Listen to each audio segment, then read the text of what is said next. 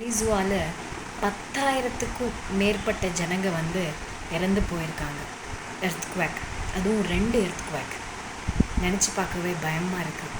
நம்ம கனவுகள், ஆசைகள், நம்ம கட்டின கோட்டை எல்லாமே ஒரு செகண்டில் தகர்ந்து போய்டும்னு நினைக்கும் போது ரொம்ப பயமாக இருக்குது. ஆனால் நம்ம அப்படி வாழறதில்லை.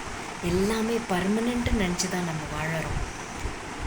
கொஞ்சமாவது லைஃப் ஷார்ட், அது என்றைக்கு எப்படி முடியும்னு தெரியாது அப்படின்னு நம்ம நினச்சி வாழ்ந்தோன்னா நம்ம கூட இருக்கிறவங்க, அவங்களோட வேல்யூஸை, அவங்களோட தாட்ஸை, அவங்கள நம்ம ரெஸ்பெக்ட் பண்ணுவோம்.